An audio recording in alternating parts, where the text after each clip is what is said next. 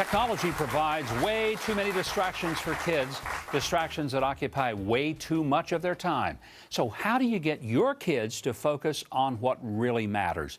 Dr. James Dobson is the president and founder of Family Talk Radio Show.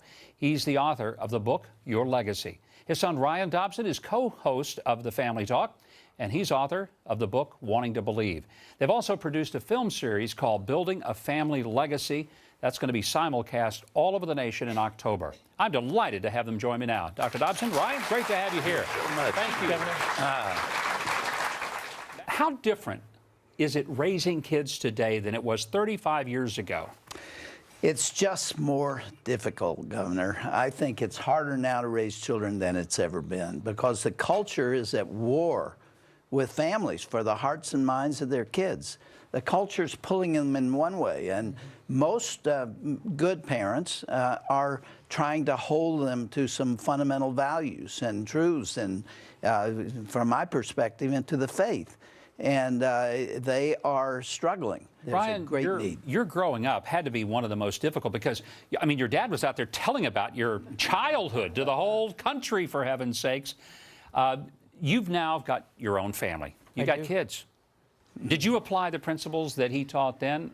I certainly am now. That's why I wrote this book. I woke up one day and I thought, oh my goodness, it's my responsibility to teach my kids about Christ, to pass my faith on to them, to be a good parent. What do I do? And then I thought, hey, my parents did a really good job.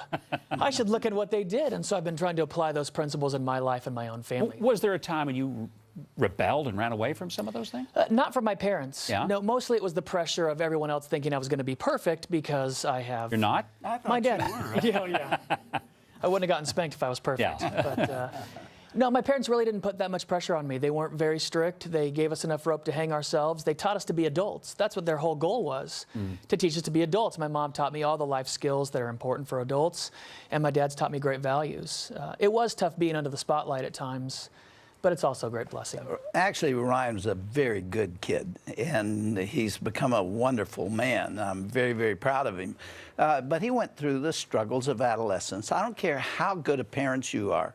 Your kids today are going to go through some bumps in the road, and Ryan did, but he landed on his feet, and I'm very grateful for him, and especially those two grandkids. Yeah, Ryan, you know, you're raising kids in a very different environment. All the toys of technology these kids are having to confront. I mean, most 3-year-olds can open up an iPhone and do more with it than most adults.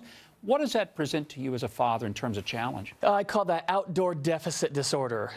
We got to get our kids outside and active and running around and playing and doing kid stuff and getting them off the screen. We struggle with that in our own household. My son is about to turn 8, loves video games, but we've got to balance that. And oftentimes he doesn't like it, but I'm a parent, and I've got to teach him to trust me that I've got his best interest in mind. Is there one basic principle of parenting, Dr. Dobson, that you feel ought to be applied to every mom and dad out there who wants to do a good job? Rules without relationship leads to rebellion. You've got to start early to build that relationship so they want to do it your way, and they want to be part of it. We did it with skiing.